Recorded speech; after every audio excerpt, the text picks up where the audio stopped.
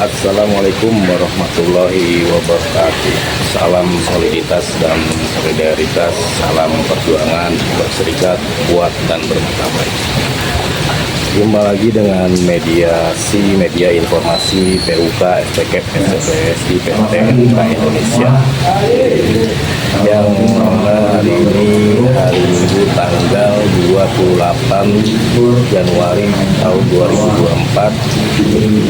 Sekarang saya berada di Balai Latihan Kerja atau BLK yang berlokasi di Desa Cibining, Setu, Kabupaten Bekasi,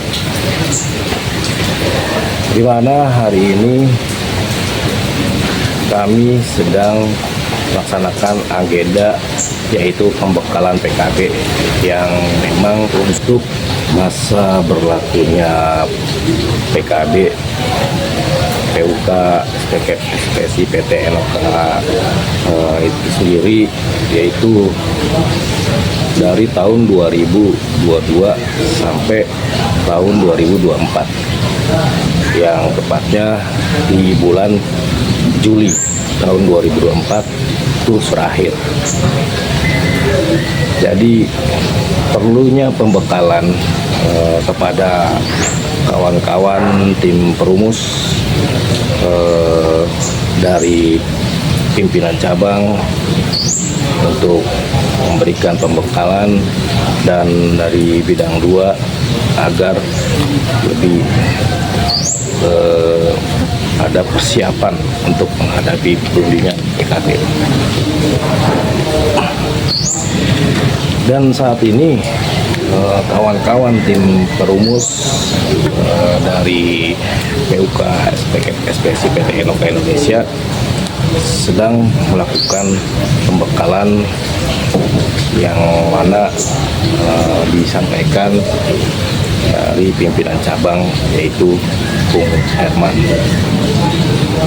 selaku dari bidang pendidikan.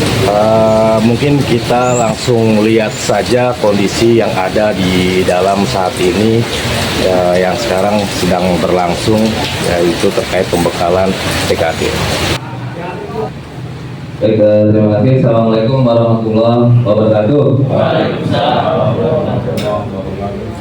Yang saya hormati Herman selaku bidang organisasi dan sumber daya manusia pimpinan cabang Kabupaten Kota Bekasi. Yang saya hormati kawan-kawan sejawat PUK, SPKP, SPSI, PTNK Indonesia yang hari ini hadir, dan teman-teman tim rumus yang belum biasa, yang belum biasa baru datang. Kalau udah SK udah jadi baru harus jadi tim rumus. Alhamdulillah tim ses. Ya kali aja setelah ini kan ada perubahan pemikiran dan buat kejadian saya. Ya alhamdulillah hari ini mudah-mudahan kita semua masih dalam keadaan sehat walafiat, dan mudah-mudahan juga ke depan kita selalu diberikan nasihat oleh Allah Subhanahu Wa Taala, sehingga agenda kita berkah kita dalam keadaan sehat dan pasti bisa berjalan dengan lancar. Kalau sakit kan tidak ada bisa. Yang pertama, kawan-kawan semua, hari ini adalah hari Minggu. Jadi tahapan awal dalam kita mempersiapkan perjuangan pembaruan PKB PTNK. Jadi ini adalah salah satu tahapan awal, yaitu pembekalan untuk teman-teman nanti dalam proses rumusan PKB. Jadi tahapan ini tentunya tahapan yang sangat penting ya, buat kawan-kawan pembekalan ini. Jadi ini saya pikir modal yang sangat besar dalam upaya nanti teman-teman merumuskan PKB. Karena nanti Bung Herman akan memberikan satu pembekalan baik teknis maupun substansi pastinya. Jadi harapannya ini menjadi modal besar buat kawan-kawan dan semoga bisa disimak dengan baik dan dicatat apa yang disampaikan oleh Rahman. Dan juga nanti dalam kesempatan lain ada kajian dan juga nolong ya Rahman. Secara lebih komprehensif bagaimana komposisi, struktur, dan pengajuan draft PKB yang nanti akan diusulkan kepada perusahaan. Nah, yang ketiga saya kira di tengah nama berbagai katakanlah ada omnibus law, ya ini tentu sedikit banyak harus kita antisipasi sehingga harapannya PKB kita ke depan ya dari omnibus law. Nah, dalam rangka menghadapi omnibus law ini tentu strategi yang matang harus kita persiapkan dari awal, baik itu dari tahapan teknis seperti bagaimana penguasaan materi data semua, termasuk dari aspek substantif dari aspek isinya, dari aspek materinya. Jadi sebagai tim pruning, tim rumus ya kita harus bisa mengedepankan dua aspek tadi. Tapi yang lebih penting sebenarnya dalam menghadapi omnibus law ini kita juga perlu mengembangkan bagaimana menguatkan grassroots, menguatkan anggota grassroots, sehingga itu nanti sebagai satu kesatuan antara tim pruning, tim rumus, dan bagaimana support dari seluruh anggota DPR Indonesia. Jadi saya kira perlu kita kembangkan dari mulai hari ini itu ya, karena kita menghadapi hari-hari yang berat khususnya dengan omnibus law. Tapi ya saya kira yakin saja bahwa beberapa PK sudah bisa melalui dengan baik ya. Sementara ini sudah ada beberapa PK yang sudah merampungkan PKB tanpa omnibus law ya. Jadi bukan baru selesai ya. 2 tahun yang lalu mereka berjibaku untuk tidak memasukkan omnibus law dalam PKB. Nah, tahun kemarin juga sama tuh ya, berjibaku ulang untuk menghadapi bagaimana agar PKB tidak masuk omnibus law dan bisa selesai dan sepakati tanpa masuk ke omnibus law. Sebenarnya juga sebagai bagian dari semangat buat kita semua bahwa omnibus law itu meskipun sangat sistemik ya, itu bisa kita lawan secara bersama-sama. Nah, kalau semua saya kira bagi sebagian dari kita, kalau kayak unsur rumah kayak sih udah veteran gitu ya, saya nggak perlu ingetin lagi karena beliau juga sama-sama selain sama saya gitu. Jadi saya kayaknya sih nggak perlu juga ke unsur gitu karena beliau juga senior gitu ya. Tapi mungkin ada banyak teman-teman baru yang saya kira ini penting memahami bagaimana konteks melemahkan pemahaman PKB di PT LK Indonesia. Nah, karena semua, saya ingin mulai dengan memberikan gambaran tentang situasi umum bagaimana PKB ini secara kualitas yang ada di Indonesia.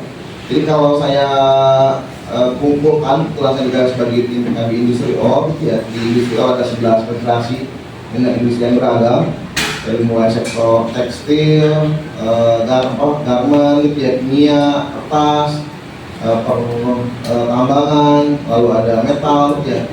Maka kita bisa melihat dari mungkin sekitar 200 PKB yang pernah saya baca itu ya, kita bisa mengelompoknya ke dalam 3 jenis PKB ya. Yang pertama, kita bisa melihat bahwa ada beberapa jenis PKB, ada beberapa PKB yang secara substansi isinya itu masih di bawah ketentuan. Jadi isinya itu lebih banyak mengakomodir sanksi-sanksi pada para pekerja. Nah, ini umumnya memang terjadi di sektor yang padat karya ya, yang secara nilai kemampuan industri. Pabrik tutup tuh pekerja bukan? Nah, bukan. Pekerja kan tiap hari kerja, tiba-tiba pabriknya tutup. Jangan kayak di tempat lain ya, si diusung-usung itu mesinnya. Begitu hari Senin masuk, gerbang ditutup, ada spanduk. Mulai hari ini Senin tanggal sekian pabrik ditutup, pekerja seluruhnya di PHK.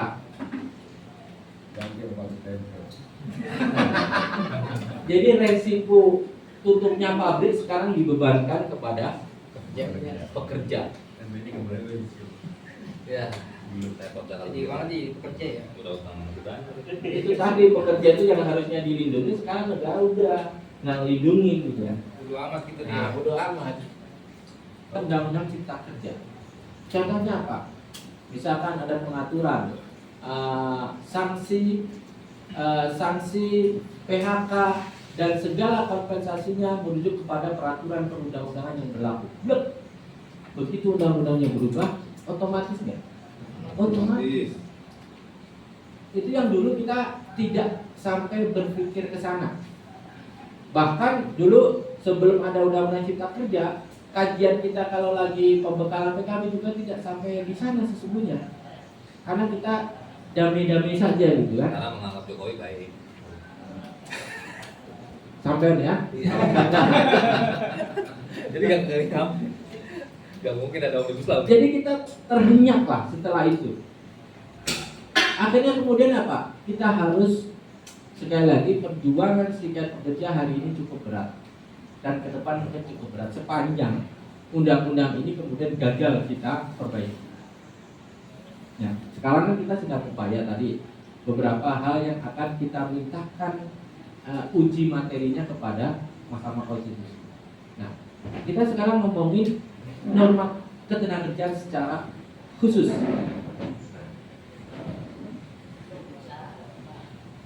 Teman-teman, jadi saya ingin menyampaikan secara umum dulu. Saya pakai teori deduktif lah, yang umum dulu. Jadi kalau kita ngomongin norma, maka kita nanti akan ketemu pada bab tertulis dan tidak tertulis. Kenapa sih Pak Jen minggungnya terlalu jauh? Iya, karena saya ingin menganalogikan saja. Kenapa? Dalam praktek ketenagakerjaan juga ada yang tertulis dan tidak tertulis. Betul enggak? Betul. Perjanjian kerja saja disebutkan ada yang tertulis, ada yang tidak tertulis. Kalau tidak tertulis. Assalamualaikum warahmatullahi wabarakatuh. Salam soliditas, salam solidaritas, salam perjuangan berserikat, kuat dan bermartabat. Ya, jumpa lagi dengan kami dari tim media informasi PUK, SPKM, SPSI, PT NOK Indonesia, yang mana saat ini kita sedang mengadakan agenda pembekalan PKB, pembaruan perjanjian kerja bersama, yang sebentar lagi memang PKB kita tuh sudah berakhir di tahun 2024. Jadi perlunya pembekalan kepada tim perumus. Di samping sebelah saya ini adalah pengurus dari pimpinan cabang SPSI Kabupaten Kota Bekasi, yang mana memang tadi sudah menyampaikan kepada tim perumus untuk diberikan pembekalan untuk menghadapi perundingan nanti pembaruan PKB. Langsung saja kita wawancarai terkait tenaga kerjaan yang memang saat ini itu menjadi suatu hal yang polemik di terkait serikat pekerja dengan pengusaha. Oke, langsung saja. Selamat siang Bung Herman. Selamat siang. Gimana kabarnya Bung Herman? Alhamdulillah baik. Semoga sehat semua, keluarga juga sehat. Ini kita dari tim media informasi nih, PUK SPSI Indonesia. Tadi Bung Herman sendiri kan sudah menyampaikan dan ya, memberikan suatu buat pembekalan untuk tim perumus kita nih, perumuhnya nanti. Ini ada beberapa yang memang akan kami tanyakan ya, terkait ketenagaan kerjaan, bahkan yang terjadi saat ini kan banyak PKB dari serikat pekerja yang memang berbeda-beda. Berbeda-beda. Nah, dengan perbedaan-perbedaan itu, bahkan dari Undang-Undang Cipta Kerja sendiri pun kita serikat pekerja sebenarnya menolak, gitu. Nah, memang sudah jelas dari cara pembuatannya itu ugal-ugalan, gitu. Juga sampai saat ini sudah banyak yang memakan korban dari Undang-Undang Cipta Kerja sendiri. Nah, ini berhubungan dengan pembaruan PKB. Ini kan sudah jelas kalau pengusaha biasanya itu akan menerapkan sesuai dengan dasar-dasar hukum, dasar-dasar hukum. Sedangkan SP sendiri pun ini yang menolak gitu tegas. Nah, ada beberapa yang kami tanyakan, bagaimana dampak Undang-Undang Cipta Kerja terhadap perundingan PKB antara SP dan pihak perusahaan. Mungkin bisa ditanggapi dulu satunya. Ya, terima kasih Bung Akbar dan dari tim media. Saya kira senang sekali bisa berdiskusi seputar bagaimana kita semua dalam menepis Omnibus Law dalam pembahasan PKB di PT NOK ke depan. Yang pertama yang perlu dipahami oleh kita semua bahwa kedudukan peraturan perundang-undangan termasuk di dalamnya adalah Undang-Undang Cipta Kerja Undang Nomor 6 Tahun 2003 itu berfungsi sebagai jaring pengaman saja untuk safety net. Nah, ada pun beberapa ketentuan sebenarnya sudah cukup jelas memberikan gambar kepada kita semua bahwa syarat kerja yang harusnya diatur dalam PKB itu harusnya sesuatu yang lebih baik secara kualitas maupun kualitas dalam PKB dari peraturan perundang-undangan. Jadi seharusnya dengan PKB PT NOK yang hari ini saya kira sudah di atas norma-norma yang ada, itu bisa ditingkatkan, bahkan bisa dijaga, bahkan ditingkatkan kualitasnya.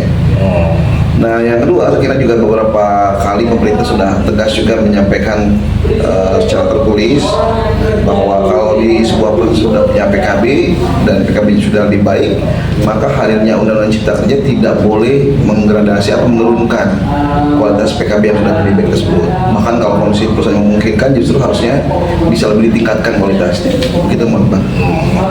Berarti dengan adanya perundingan ini, inti dasarnya itu harus lebih baik dari undang-undang negara. Betul, kan? betul. Iya. Karena kalau kita bicara tentang materi PKB, maka karena materi PKB itu cuma 3 hal, yaitu syarat kerja, hak dan kewajiban kedua pihak. Nah, sementara kalau pemaknaan syarat kerja itu ada 3 hal penting.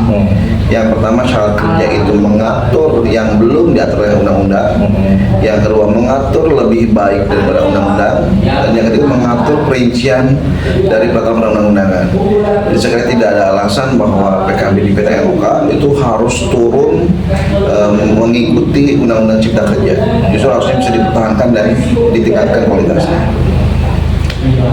Kebanyakan itu kan Bung Herman terkait pengusaha juga kadang-kadang kaku juga.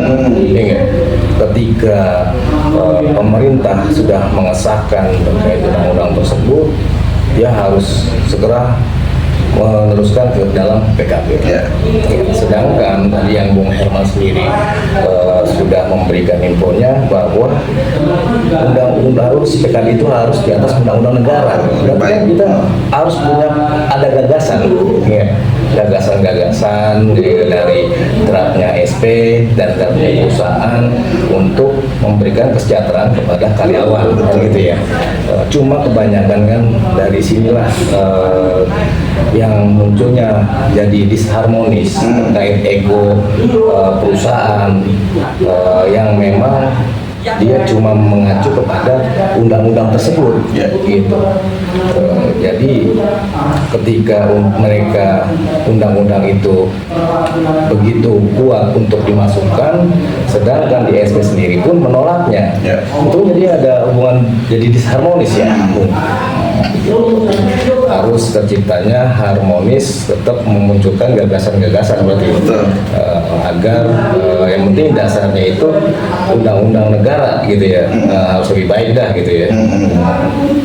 Jadi dalam hal ini saya kira ada sebuah tantangan dan tanggung jawab sendiri dari PUK bahwa perundingan PKB semestinya harus bisa menjadi semacam media untuk mengembangkan sarana hubungan industrial di perusahaan.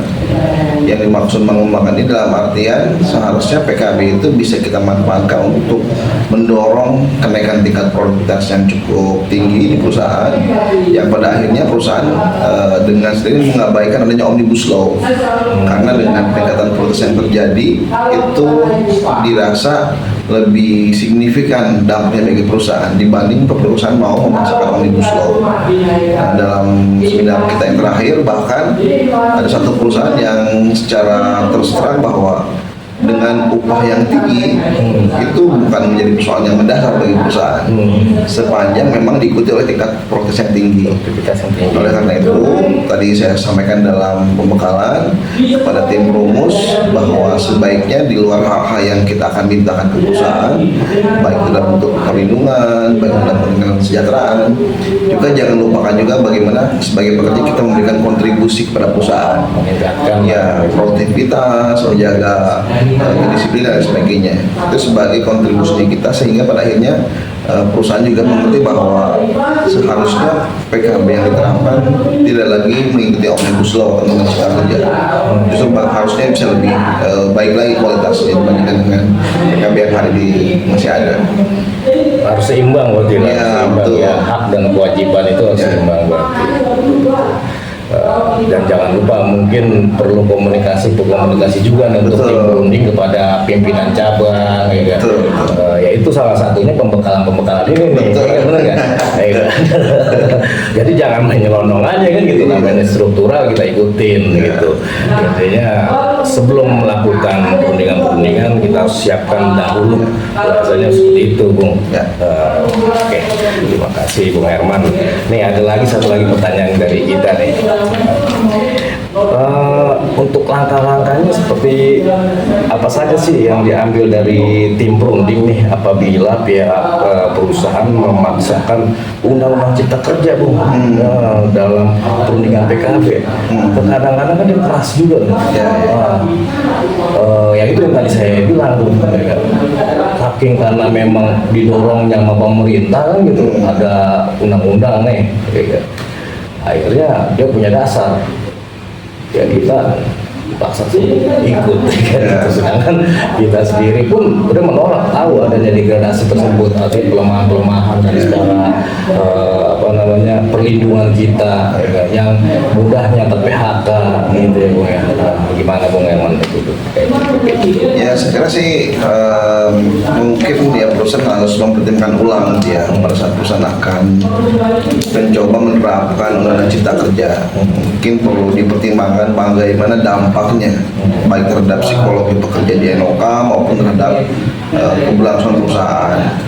Saya kira dengan perusahaan mencoba memaksakan akan timbul semacam keresahan dari kalangan pekerja, mungkin pada akhirnya akan menurunkan tingkat produktivitas. Saya kira itu tidak diharapkan oleh perusahaan. Oleh karena itu memang menghadapi dengan PKB ini ya pihak perusahaan dan pihak PLK harus terbuka gitu ya tentang apa hal-hal yang bisa kita bangun bersama-sama. Jadi saya kira kalau kita sepakat untuk mendorong perusahaan lebih berkembang dengan pendekatan produktivitas, pada akhirnya perusahaan tidak perlu untuk menerapkan omnibus law atau undang-undang cipta kerja yang pada hakikatnya dia merupakan safety net atau jaring pengaman saja.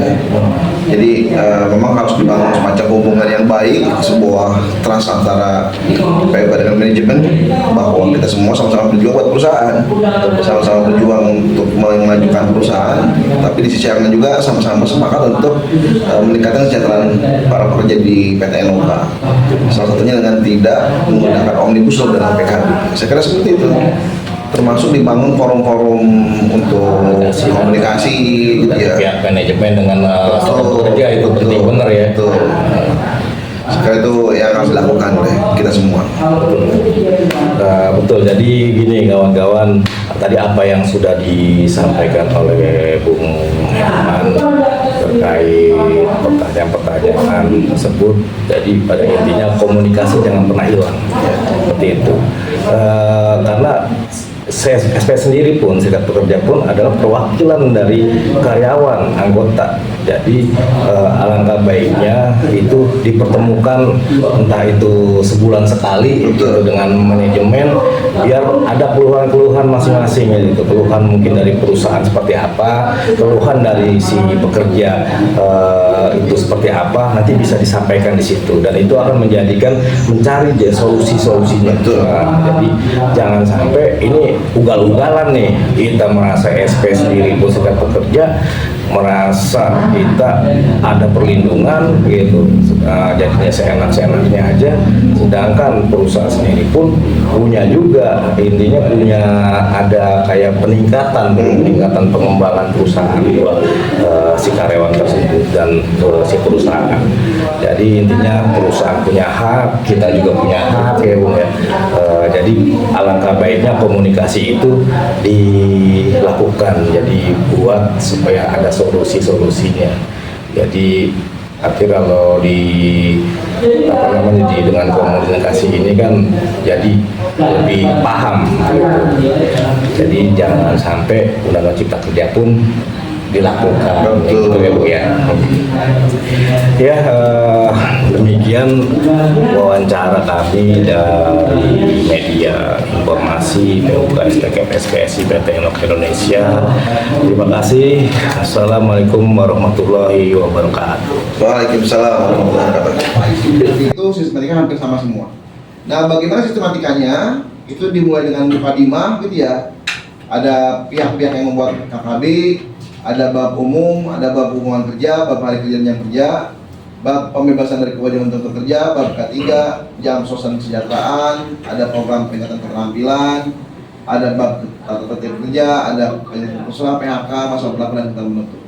Nah, pun juga sama di PKB-nya Enoka juga sangat dipengaruhi oleh sistematika ini sebenarnya. Jadi isi PKB-nya kita juga secara pengaturan bab-babnya itu tidak terbebas, terlepas dari pengaturan di kolom PKB bersama Permenaker 1 tahun 85. Nah, ini bukan hal yang jelek gitu ya, tapi kadang-kadang kita harus bisa mengembangkan PKB kita sesuai dengan kebutuhan kita hari ini sebenarnya. Sehingga kalau ada bab-bab yang harus kita masukkan, kenapa tidak gitu ya. Contoh misalnya ada bab tentang komitmennya perusahaan gitu ya, tentang isu tertentu, ya kita bisa start di situ. Lalu ada bab yang menyangkut perlindungan kerja perempuan secara khusus gitu ya, kenapa nggak kita atur di situ. Nah, hari ini sistemnya seperti itu. Nah, misalnya program peningkatan keterampilan itu sangat sudah ada sejak lama gitu ya, tapi jarang dioptimalkan oleh kita sebagai PUK. Misalnya tidak ada yang mengatur tentang beasiswa untuk para pekerja bisa ikut pelatihan dengan biaya perusahaan gitu ya. Padahal pastinya banyak tuh pekerja-pekerja yang disekolahkan oleh perusahaan. Nah, kita bisa Pembaruan PKB.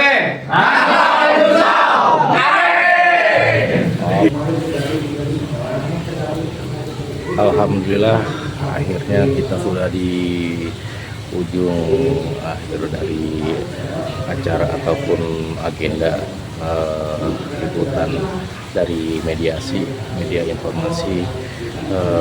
Tadi sudah kita lihat dan kita sudah sampaikan ada beberapa yang memang perlu dipersiapkan.